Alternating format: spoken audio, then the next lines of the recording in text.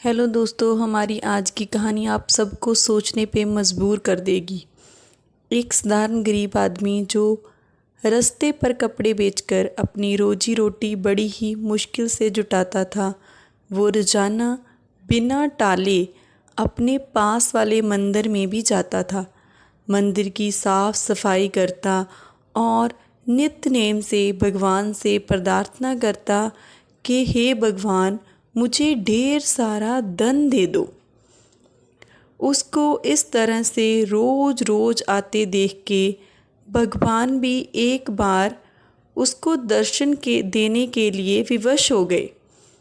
भगवान ने उसको दर्शन दिए और उससे पूछ लिया, क्या तुम सिर्फ इसलिए मंदिर की सेवा करते हो कि तुमको धन मिल पाए?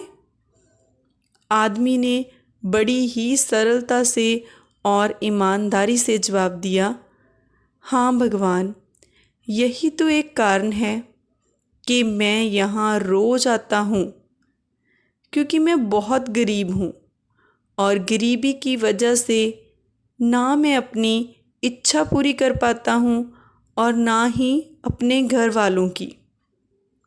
मैं बहुत गरीब हूँ, मेरे पास कई कई बार खाने तक के पैसे भी नहीं होते हैं। ना जाने मेरे जीवन में सुख के दिन कब आएंगे। हे भगवान, मुझे बहुत सारा धन चाहिए। भगवान ने उससे कहा, बेटे तुम चिंता मत करो, जब तुम्हारे अच्छे दिन आने वाले होंगे ना, तो तुम्हें पता भी नहीं चलेगा। जो आदमी सच्चे मन से जिस वस्तु की कामना करता है वह उसे अवश्य ही मिलती है।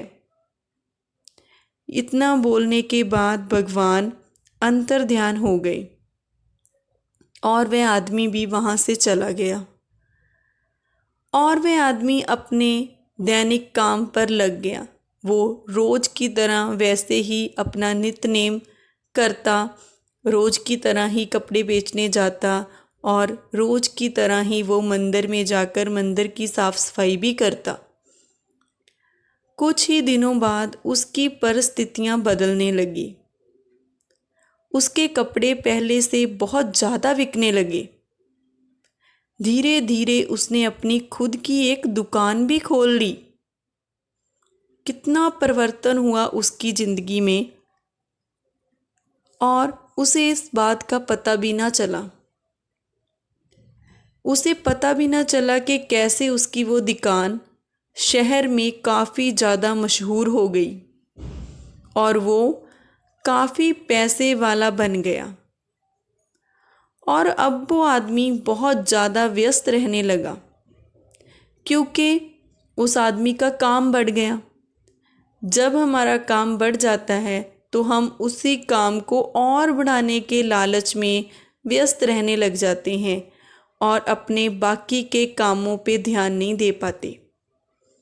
और यही हुआ उस आदमी के साथ भी। वो इतना व्यस्त हो गया कि अब उसका मंदिर जाना ही छूट गया।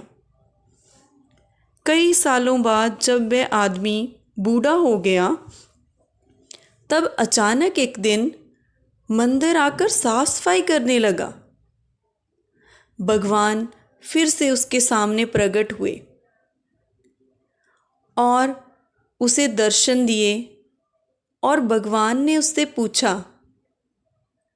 क्यों भाई, बड़े लंबे समय बाद आए हो? सुना है बहुत बड़े सेठ बन गए हो। तो आज मंदिर में फिर से साफ सफाई करने क्यों आ गए? क्या अब भी तुम्हारे जीवन में कोई कमी है जिससे तुम पूरा करना चाहते हो और जिसे पूरा करने के लिए फिर से मंदिर की सेवा करने आए हो? वह आदमी भगवान की तरफ देखता ही रह गया। उसकी आंखों में आंसू आ गए और भरी हुई आंखों से और भरे हुए मन से वह बोला, भगवान, आपने मुझे सब कुछ दिया, किसी चीज़ की कोई कमी नहीं है। बेटे बेटी की शादी भी अच्छे खासे घराने में मैंने कर दी है और मेरे पास धन दौलत की भी अब कोई कमी नहीं है। लेकिन भगवान ये सब होते हुए भी पता नहीं क्यों मेरे मन को कभी भी शांति नहीं मिली।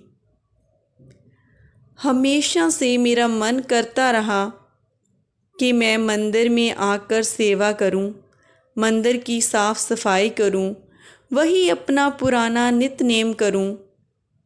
लेकिन मैं इतना व्यस्त हो गया था कि मैं इन सब के लिए समय ना निकाल पाया। मैं मन होते हुए भी मंदिर आकर सेवा ना कर पाया। तो भगवान ने उससे कहा, बेटे मैंने वह सब दिया जो तुमने मांगा।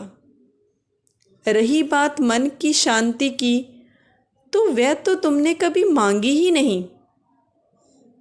तुम्हें एक राज की बात बताता हूँ, मन की शांति कभी मांगने से नहीं मिलती है। जब कोई इंसान निस्वार्थ भाव से आकर मेरी शरण में आता है, मेरी सेवा करता है, बिना कुछ मांगे उसे सब मिल जाता है और बिना मांगे ही उसे शांति भी मिल जाती है। अब वह आदमी चुप था। वह भगवान की तरफ देखता ही रह गया। उसकी आंखों में आंसू की धारा बहने लगी और वह बोला, भगवान मैं मूर्ख था जो मैंने आपकी सेवा के बदले आपसे धन मांगा। बहुत ही बड़ा बेवकूफ़ था मैं। अब मुझे कुछ नहीं चाहिए, बस मुझे आपकी सेवा करने दीजिए। सो दोस्तों, इसी तरह जीवन में आप कितने ही पैसे कमा लीजिए, कितनी ही शोहरत हासिल कर लीजिए, चाहे आपको कितने ही लोग जानने पहचानने लगें, आप फेमस हो जाएं और आप लग्जरियस लाइफ जी लें,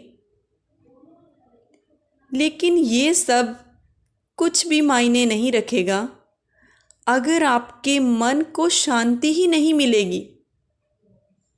क्योंकि दोस्तों, मन की शांति ही सबसे ज़्यादा अनमोल है। हम सब लोग अपने जीवन में सब कुछ हासिल कर सकते हैं, लेकिन मन की शांति हमें तभी मिलेगी जब हम निस्वार्थ भाव से भगवान की सेवा करेंगे और अपना मन उन्हें अर्पण करेंगे। जब भी हम भगवान की सेवा करते हैं तो हमारे मन में लालच रहता है। उस लालच को त्यागने से ही हमें मन की शांति मिलती है। उम्मीद करती हूँ कि आपको कहानी अच्छी लगी होगी। धन्यवाद।